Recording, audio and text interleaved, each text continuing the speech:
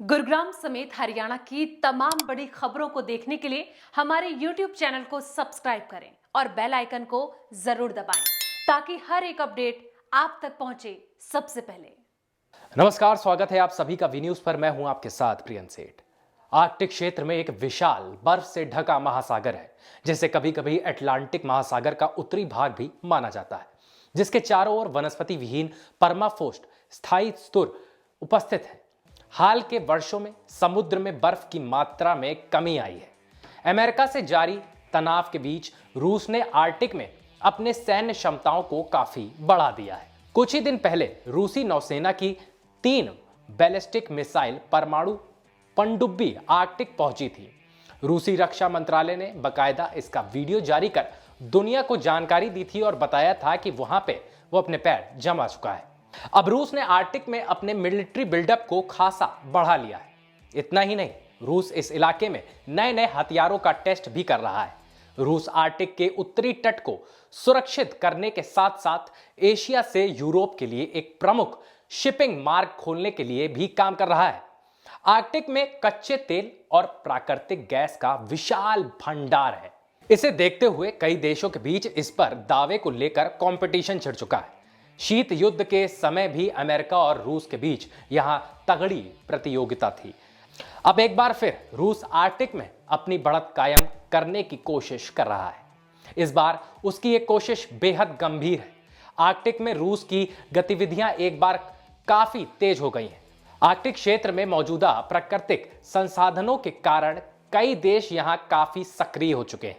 Canada, America और Norway के अलावा चीन भी यहां काफी सक्रिय है।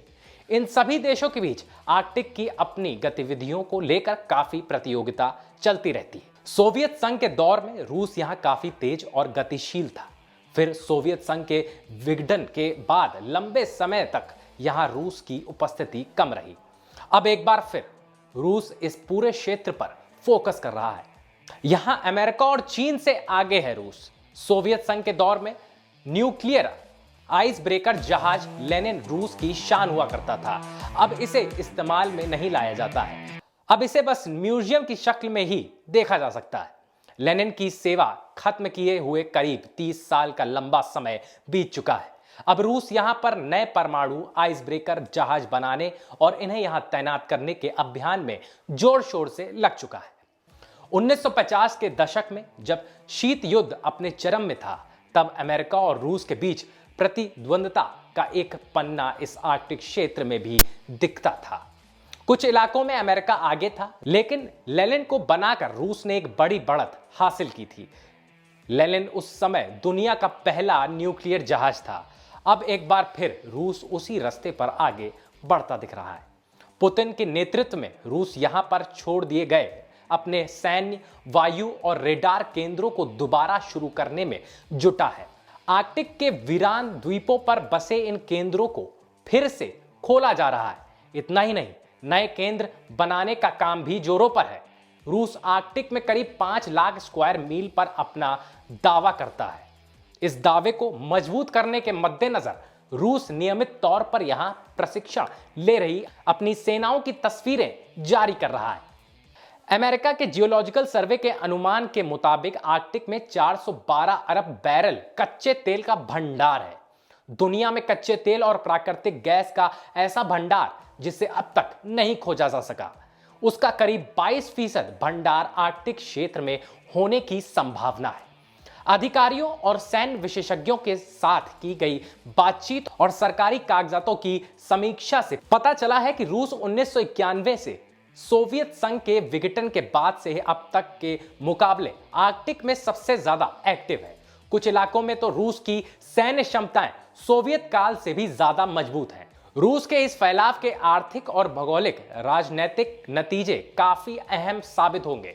अनुमानों के मुताबिक आर्कटिक में सऊदी अरब से भी कई ज्यादा हाइड्रोकार्बन भंडार मौजूद है। प्राकृतिक संसाधनों की यह प्रचुरता ही है जो आर्कटिक को किसी भी देश के लिए बेहद अहम बनाती है।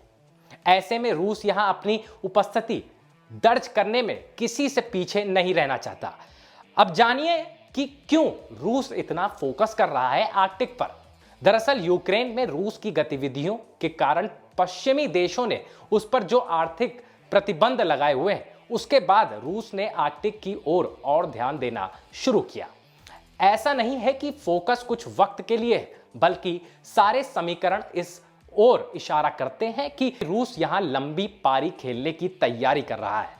इसी सिलसिले में रूस यहां 3 न्यूक्लियर आइसब्रेकर जहाज का निर्माण कर रहा है। इसमें से एक दुनिया का सबसे बड़ा परमाणु क्षमता संपन्न जहाज भी है। इसके अलावा रूस के पास आर्कटिक में 40 ब्रेकर्स का बेड़ा भी है। इनमें से 6 परमाणु क्षमता वाले जहाज हैं। किसी भी और देश के पास ये न्यूक्लियर ब्रेकर का बेड़ा नहीं है।